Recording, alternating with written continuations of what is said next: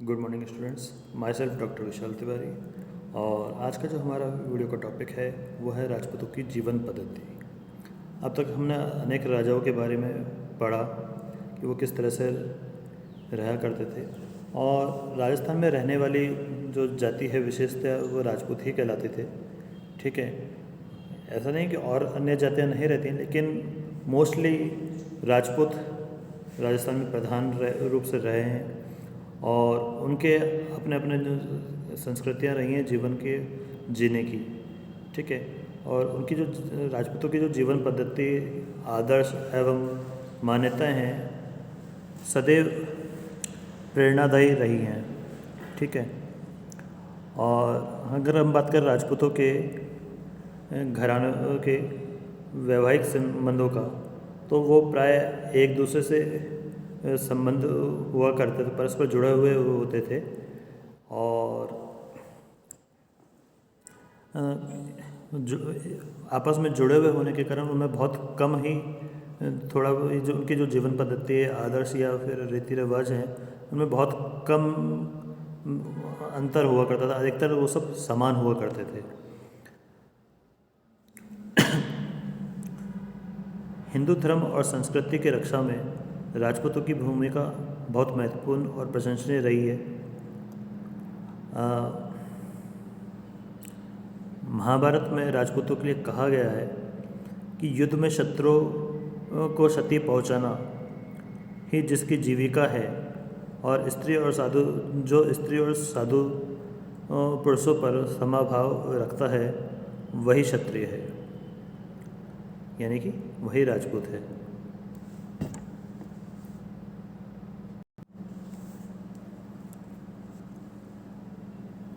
अपने इन्हीं गुणों को चरितार्थ करते हुए समय समय पर विधर्मियों एवं विदेशी आक्रांतों से लोहा लेकर देश की स्वतंत्रता, धर्म तथा संस्कृति की रक्षा हेतु महत्वपूर्ण भूमिका राजपूतों ने अदा की है। राजपूतों द्वारा धर्म और संस्कृति की रक्षा की यशस्वी परंपरा न्यूनाधिक रूप में आधुनिक युग तक चलती रही है। इसके लिए उन्होंने बड़े से बड़े त्याग और बलिदान को तुच्छ समझा। मुगल काल में राजस्थान के राजपूत राजाओं ने मुगलों की राजनीतिक अधीनता भले ही स्वीकार कर ली, परंतु अपनी तथा देश की धार्मिक स्वतंत्रता से उन्होंने कभी सौदा नहीं किया। हिंदुओं सूरज का विरोध धारण करने वाले मेवाड़ के महाराणा कुंभा, सांगा प्रताप और राज सिंह शौर्य, स्वाभिमान और स्वतंत्रता के मूर्तिमान प्रतीक ही नहीं, हिंदू धर्म के भी सबल रक्षक और सजग प्रहरी थे। मेवाड़ के महाराणाओं की भांति ही आमेर की मिर्जा राजा जय सिंह, जोधपुर के महाराजा जसवंत सिंह तथा बीकानेर के महाराजा कर्ण सिंह आदि कुछ ऐसे नाम हैं जो शौर्य और पराक्रम के साथ साथ अपने धर्म रक्षक के रूप के लिए भी इतिहास में विख्यात हैं। बादशाह औरंगजेब ने जब अपनी धर्मांधता के वशीभूत होकर हिंदुओं पर जजिया कर लगाया तथा उनके मंदिरों को ध्वस्त करने का आदेश दिया, तो आमेर के राजा मिर्जा राजा जय सिंह और जोधपुर के महाराजा ने उनका जबरदस्त प्रतिरोध किया। बीकानेर के महाराजा कर्ण सिंह ने भी औरंगजेब के क्रोध की परवाह न करते हुए अटक के इस पार पड़े शाही बेड़े पर सबसे पहले कुल्हाड़ी चलवाकर उसे नष्ट कर दिया, जिससे उसे कुटिल बादशाह के पीछे के से सारे हिंदुओं के बलात् मुसलमान बनाने की योजना पर पानी फिर गया। दयालदास के ख्याल के अनुसार महाराजा के इस अनुपम साहस पर मुग्ध होकर सभी राजाओं ने मिलकर उनका सामूहिक अभिनंदन किया तथा उन्हें हिंदुस्तान के बादशाह की उपाधि से सम्मानित किया। राजस्थान के राजपूत शासकों ने ही नहीं बल्कि यहाँ के साधारण राजपूतों ने भी अवसर आने पर धर्म की रक्षा के लिए अपने क्षत्रियोचित दायित्व का निर्वाह किया है। उदाहरणार्थ औरंगजेब के शाही सेनानायक दराब खान ने जब विक्रम संवत 1736 ईस्वी में खंडेला के मोहन राय जी के मंदिर को ध्वस्त करना चाहा, तो छापोले के ठाकुर सुजान सिंह, जो उस समय विवाह करके मारवाड़ से लौट रहे थे, हाथों में मंगल कंकन बंधे हुए ही अपने लगभग 60 आदमियों के साथ उसकी रक्षा करते हुए अपने प्राणों की आहुति दे दी, परंतु जीते जी उस वीर ने मंदिर को टूटने नहीं दिया। औरंगजेब ने अपनी धर्मांध नीति का अनुसरण करते हुए जब मथुरा वृंदावन में देव मंदिरों को गिराना और देव प्रतिमाओं को तोड़ना आरंभ किया, तब वहाँ के गोस्वामी उन मूर्तियों को लेकर राजपूताना में ही आए थे। यहाँ के तत्कालीन राजपूत ठाकुरों और नरेशों ने ही उन्हें संरक्षण एवं सुरक्षा प्रदान की थी, जिसके फलस्वरूप वे देवी मूर्तियाँ आज तक यहाँ प्रतिष्ठित है। जयपुर के गोविंद देव जी, मेवाड़ में नाथद्वारा के श्रीनाथ जी तथा करौली के देव विग्रह राजस्थान के राजपूत शासकों के इसी धर्म रक्षक के रूप में फलस्वरूप यहाँ प्रतिष्ठित हुए। इन देव मंदिरों की पूजा आदि के खर्च के लिए राजपूत शासकों की ओर से पर्याप्त जागीरें आदि पुण्यार्थ दी गई थी। अब हम बात करते हैं राजपूतों की जीवन पद्धति।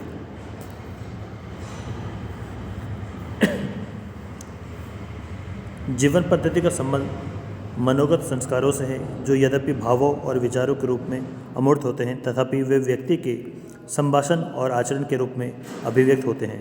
संस्कृति हमारे विचारों, आदर्शों एवं जीवन मूल्यों के रूप में अमूर्त रहते हुए भी आचरण में अभिव्यक्त कर मूर्त रूप प्रदान करती है। हमारे सांस्कृतिक आदर्श और जीवन मूल्य ही शिष्टाचार के नियमों, सामाजिक आचार विचारों तथा रीति रिवाजों के रूप में प्रतिच्छोलित होते हैं। यही कारण है कि किसी भी जाति या समाज के शिष्टाचार के नियमों व रीति रिवाजों को देखकर ही उसकी जीवन पद्धति का अनुमान हम लगा सकते हैं। राजपूतों के सामाजिक रीति रिवाज तथा शिष्टाचार आदि के नियम उनके उच्च सांस्कृतिक स्तर को ही दर्शाते हैं। राजपूतों को निश्चय ही इस बात का श्रेय दिया जाना चाहिए कि उन्होंने शताब्दियों तक भीषण संघर्ष और विषम परिस्थितियों में भी अपने धार्मिक विश्वासों की रक्षा की। फलस्वरूप उनके रीति रिवाज युगानुसार परिवर्तित होते रहने पर भी मूलतः उन राजनीतिक विप्लवों एवं धार्मिक चुनौतियों से अप्रभावित ही रहे। यद्यपि विभिन्न राजपूत वंशों में प्रचलित जीवन पद्धति अथवा रीति रिवाजों में भिन्नता पाई जाती है, परंतु फिर भी कुछ ऐसे रीति रिवाज हैं जो प्राय सभी राजपूत वंशों में समान रूप से प्रचलित रहे हैं। ठीक है, जिनमें से पहला है त्योहारों के संबंध में। वैसे तो हम हिंदुओं के सभी पर्व और त्यौहार सभी चतुर्वर्णों के लिए समान महत्व रखते हैं, परंतु राजपूतों में इसको मनाने की अपनी एक विशिष्ट परंपराएं रही हैं। इनमें स्थान और विधि भेद से थोड़ा बहुत अंतर होते हुए भी मूलतः कोई स्वरूपगत भेद नहीं है। गणगौर राजस्थान का प्रसिद्ध त्यौहार है, जो चैत्र मास के शुक्ल पक्ष की तृतीया को मनाया जाता है, परंतु गणगौर का पूजन का कार्यक्रम होलिका दहन के दूसरे दिन से ही प्रारंभ हो जाता है। गणगौर कुमारियों और सुहागिनों का पर्व है, जिसमें कुमारियाँ गौरी यानी पार्वती से सुंदर योग्य वर की तथा सुहागनें अपने अक्षय सुहाग की कामना करती हैं। वे पूरे 15 दिन तक बड़ी श्रद्धा से गणगौर की पूजा करती हैं। साधारण घरों में गणगौर मानते हैं तथा चैत्र शुक्ल तीज को उसका गीतगान एवं मिष्ठान के साथ पूजा की जाती है। राजस्थान की प्रत्येक बड़ी रियासत तथा जागीरों में गणगौर की अपनी अपनी काष्ठ प्रतिमाएं होती थी, जिन्हें इस दिन विशेष वस्त्राभूषण से सजाया जाता था तथा अपराह्न में रानियों तथा जागीरों में ठकुरानियों द्वारा उनका पूजन करने के बाद उनकी सवारी बड़ी धूमधाम से राज की लवाजमे के साथ निकलती थी। राजस्थान में जयपुर में गणगौर का मेला आज भी सर्वाधिक प्रसिद्ध है। जनानी ड्योढ़ी यानी कि राजा के जो अंतःपुर होता था में महारानियों द्वारा गणगौर की प्रतिमा का पूजन किए जाने के बाद इसकी सवारी शहर में निकलती है। जनानी ड्योढ़ी के लोग लाल पोशाक में सज्जित होकर गणगौर के साथ चलते हैं और उनके आगे हाथी, घोड़े, ऊंट, रथ, पालकी आदि पूरा लवाजमा होता है। महाराजा मोती बुर्ज में बैठकर अपने सामंतों के साथ इस जुलूस को देखते थे। जब गणगौर की सवारी लौटकर जनानी ड्योढ़ी में आ जाती थी, तब महाराजा बादल महल में चले जाते थे। यहाँ नाच गाना चलता था तथा सभी दरबारी महाराजा को नज़र पेश करते थे। उदयपुर के गणगौर पर्व का कविराजा श्यामल दास ने अपने प्रसिद्ध ग्रंथ वीर विनोद में विस्तार से वर्णन किया है। इस दिन महाराणा राजसी वेशभूषा में सज्जित हो अपने सामंतों एवं अहलकारों के साथ पूरे रियासती लवाजमे के साथ अश्वारूढ़ हो त्रिपोलिया घाट जाते थे और जहां घोड़े से उतरकर रस्से से जुड़े दो नावों में से एक में बहुत ऊंचाई पर रखे सिंहासन पर बैठ जाते थे। दूसरी नावों में सामंतगण एवं विशिष्ट दरबारी लोग बैठते थे। फिर धीरे धीरे नौका की सवारी बड़ी पाल तक जाकर लौट आती थी और त्रिपोलिया घाट पर पहुंचती थी। तत्पश्चात महलों से गणगौर की सवारी निकलती थी, जिसके साथ सुंदर पोशाकों में सजी धजी दासियां होती थी। त्रिपोलिया घाट पर सवारी के पहुंचते ही महाराणा अपनी नौका के सिंहासन से उठकर गणगौर माता को प्रणाम करते थे। तत्पश्चात पंडितगण गणगौर माता का पूजन कर महाराणा को आशीष देते थे। गणगौर माता का जुलूस फिर उसी धूमधाम के साथ महल में लौट जाता था।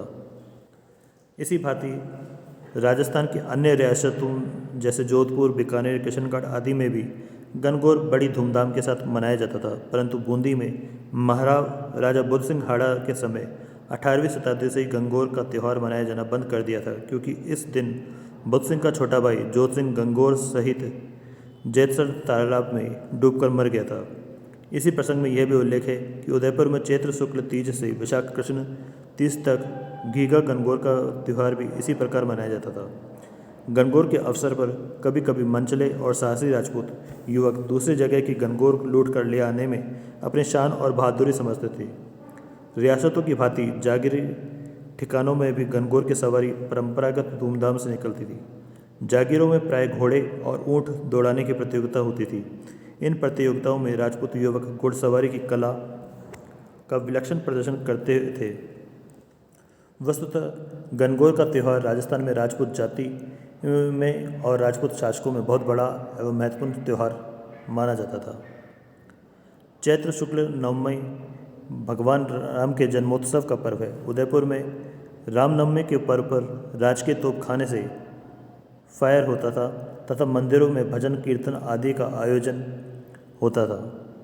दूसरे दिन पुजारी राजमहल में पंजेरी पंचामृत आदि प्रसाद पहुंचाता था।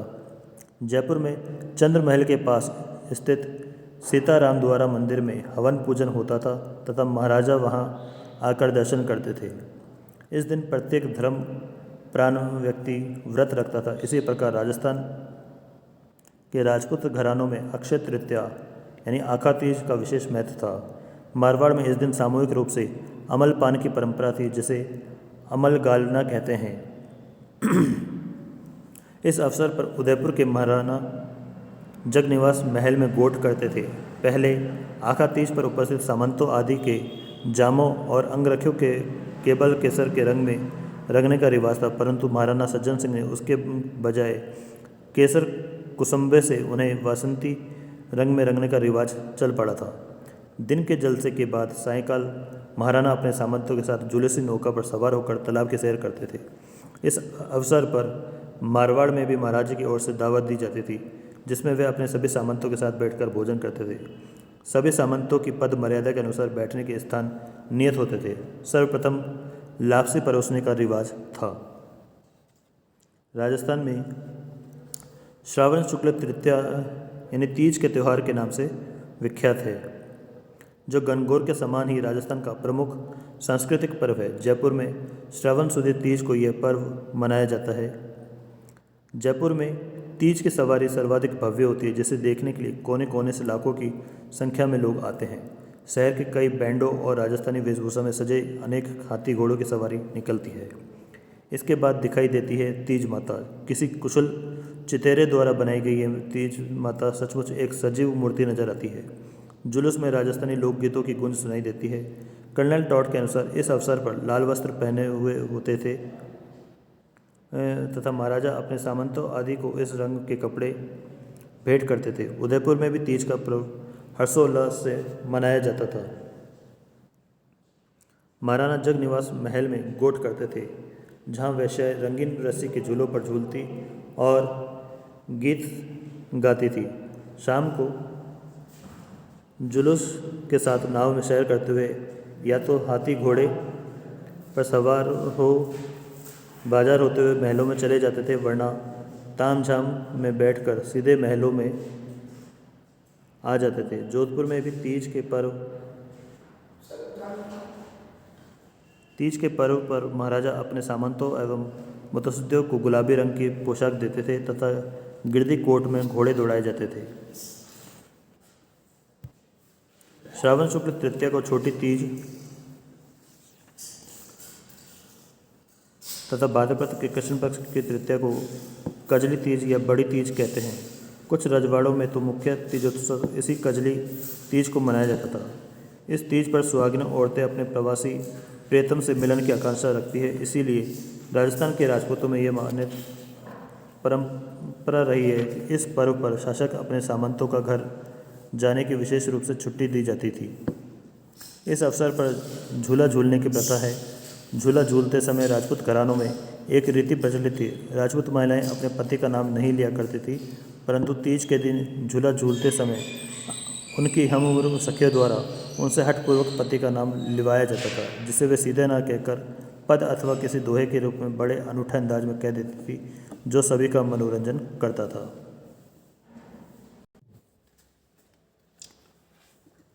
राजस्थान में होली का पर्व भी सर्वाधिक लोकप्रिय है।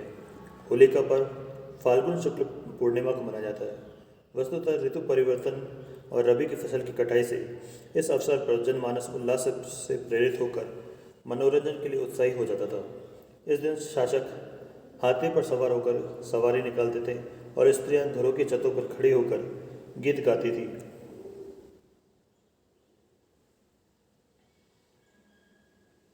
सभी लोग स्त्री पुरुष सभी बिना हिचकिचाहट के अपने शासक पर रंग फेंकते थे। जोधपुर में महलों के चौगान में रंगों के पानी से भरे हुए टब रख दिए जाते थे और महाराणा अपने सामंतों पर रंग डालकर आनंद उठाते थे।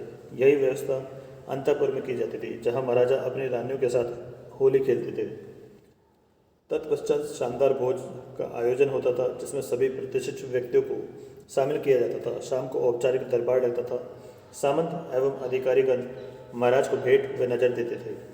तीसरे दिन नृत्य मंडलियां अपने पूरे जोश और उत्साह से महलों में आती थी। नृत्य मंडलियों के सभी सदस्य शराब के नशे में मस्त होकर ऊंचे स्वरों में गीत गाते थे और महाराजा के प्रति अपनी निष्ठा और भक्ति प्रदर्शित करते थे। तत्पश्चात इन नृत्य मंडलियों को उपहार आदि देकर विदा किया जाता था। शेखावटी संभाग में होली के 15 दिन पूर्व ही गीदड़ नृत्य आरंभ हो जाता था, जिसका रूप जोधपुर में डांडिया नृत्य के रूप में दिखाई देता है। इसी प्रकार कोटा और जयपुर में भी अलग अलग तमाशों का आयोजन होता था।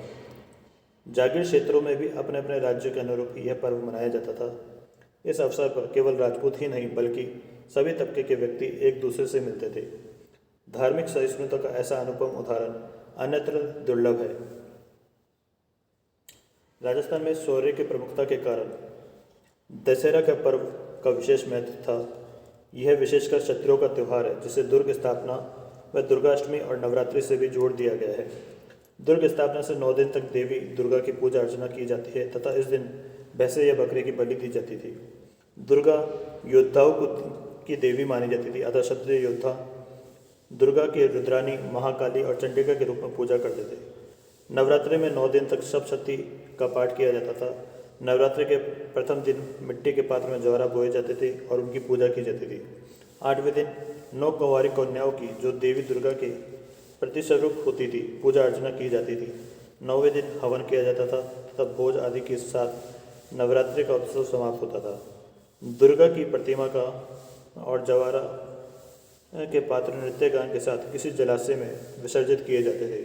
नवरात्रि के दूसरे दिन दशहरे का त्यौहार पड़ता है। राजपूत लोग दशहरे का पर्व बड़ी धूमधाम से मनाते थे। राज्य के शासक दरबार लगाते थे, सामंतों से नजराना ग्रहण करते थे और योग्य एवं सुपात्र अधिकारियों को पद व सम्मान देने की घोषणा की जाती थी।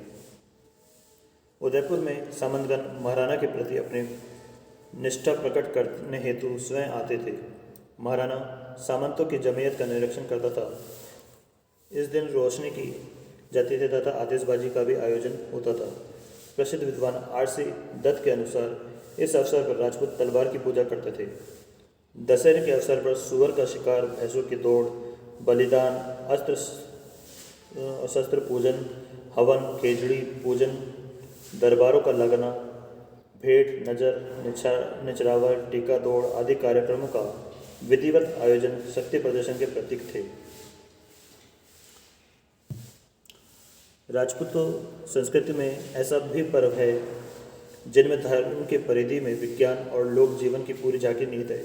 इन पर्वों में दीपावली सर्वोपरि है।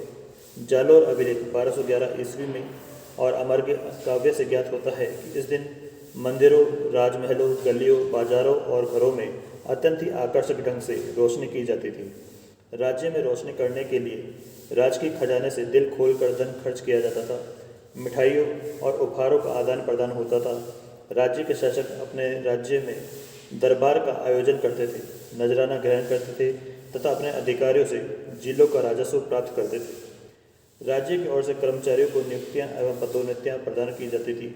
दीपावली के दूसरे दिन गोवर्धन पूजा होती थी, जिसमें गायों के गोबर का ढेर लगाकर उसकी पूजा की जाती थी। गोवर्धन पूजा के बाद अन्नकूट का आयोजन होता था। उबले हुए और तले हुए पकवान और मिठाइयाँ मंदिरों में चढ़ाई जाती थी। मेवाड़ में चढ़ाई जाने वाली मिठाई या अन्नकूट के अंतिम भाग को लोढ़ा भील द्वारा लूटने की परंपरा थी। क्योंकि जिस समय मुगलों ने श्रीनाथ जी और द्वारकाधीश की मूर्तियों व मंदिरों को तोड़ने के लिए आक्रमण किया था, तब मूर्तियों व मंदिरों की रक्षा करने में लोढ़ा भील ने महाराणा जयसिंह की सहायता की थी। अन्नकूट के दूसरे दिन यम द्वितीया व भैया दूज के रूप में मनाई जाती है। बहनें अपने भाई के तिलक लगाती हैं और मिठाई खिलाती हैं। भाई अपनी बहन को उपहार देता है। ऋतु और धर्म के परिप्रेक्ष्य में राजपूतों के जीवन में अन्य कई त्योहार हैं। श्रावण मास की पूर्णिमा को रक्षाबंधन का त्यौहार मनाया जाता था। यह विशेषकर भाई बहनों का त्यौहार है। इस दिन राजा और क्षत्रिय सामंतों की दाहिनी कलाई में मंत्रोच्चारण के साथ राखी बांधते थे। राजा और क्षत्रिय सामंत राखी बांधने वाले पुरोहित को दक्षिणा देते थे। इस दिन बहन अपने भाई के हाथ में रेशम के धागे में बहुमूल्य मोती आदि जुड़ी हुई राखियाँ बांधती थी। राजघरानों में राजकुमारियाँ तथा उच्च कुलीन राजपूतों की स्त्रियाँ हीरे मोती जड़ी हुई राखी अपने भाई के हाथों में बांधती थी और अपने भाई से यह अपेक्षा रखती थी कि भाई अपनी बहन की रक्षा करेगा। भाई भी जो अपनी बहन से राखी बंधवाता था, वह अपनी बहन के सम्मान की रक्षा का दायित्व ग्रहण करते हुए अपनी बहन को भेंट व उपहार देता था। भाद्रपद शुक्ला चतुर्थी को गणेश चतुर्थी का त्यौहार मनाया जाता था। गणेश चतुर्थी को श्रद्धावान व्रत रखकर गणेश जी की पूजा अर्चना करते हैं। पहले गणेश चौथ के दिन यह रिवाज था कि पाठशालाओं के विद्यार्थी जागीरी ठिकानों में तथा विशिष्ट जनों के घर जाकर वहां एक गोल घेरा बना लेते थे तथा एक दूसरे से अपना डंडा बजाते हुए कहते थे, चतड़ा चौथ भादड़ियो लिया आए माई लाडूयो। इस पर गृह स्वामी की ओर से उन्हें लड्डू या गुड़ दानी दी जाती थी। मेवाड़ में महाराणा रात्रि के समय खड़े चौक में रुपये, नारियल और लड्डू फेंकते थे, जिन्हें आम लोग बड़े उत्साह से लूटते थे। गणेश चौथ का जयपुर में प्रचलित नाम चतड़ा चौथ था। इस दिन जनानी ड्योढ़ी से गुड़दानी आने तथा महाराज द्वारा गणेश पूजन किया जाता था। राजपूत घरानों में इस दिन कोई चांद नहीं देखता था। इस विश्वास के मूल में कृष्ण पर सीमंतक मणि चुराने का झूठा आरोप था, जिसके फलस्वरूप लोग इस दिन चांद के दर्शन नहीं करते थे तथा इसके 2 दिन पहले दूज का चंद्रमा देख लेते थे। माघ माह में मकर संक्रांति के अवसर पर राजपूत घरानों के लोग दान पुण्य करते थे। जयपुर में जनानी ड्योढ़ी के रावलों में इस दिन ब्राह्मणों व निर्धनों को चावल, मूंग, तिल, लड्डू व फीने आदि का दान दिया जाता था। जयपुर में इस दिन जमकर पतंगबाजी की जाती है, जिसका महाराजा राम सिंह को भी शौक था। माघ शुक्ल पंचमी को वसंत पंचमी का त्यौहार मनाया जाता था। इसी दिन विद्या की देवी सरस्वती देवी की पूजा की जाती है। राजघरानों में शासक लोग अपने दरबारी व सामंतों पर केसर के छींटे देते थे तथा सम्मान की पोशाक देते थे। मेवाड़ में इस दिन महाराणा वसंती पोशाक पहनकर दरबार लगाते थे। जयपुर में इस दिन दरबार में गुलाल उड़ाए जाने का उल्लेख मिलता है। वसंत पंचमी के दिन महाराजा तथा क्षत्रिय सामंतों को राणा ढोली लोग हरी दुर्वा भेंट करते थे तथा इसके बदले वे इनाम बख्शिश पाते थे। राजस्थान के राजपूत घराने अतिशय धर्मपरायण रहे, अतः यहाँ विविध पर्वोत्सव धार्मिक विधि विधानों एवं राजोचित रीति रिवाजों के साथ मनाए जाते थे। उपयुक्त वर्णित पर्वोत्सव के अतिरिक्त भी अनेक छोटे मोटे स्थानीय पर्वोत्सव प्रचलित थे, जिनका विस्तार से उल्लेख करना संभव नहीं है। अतः अब हम नेक्स्ट वीडियो में राजपूतों की जीवन पद्धति के अंदर पुत्र जन्म संबंधी और राज्यारोहण के संबंध में बात करेंगे।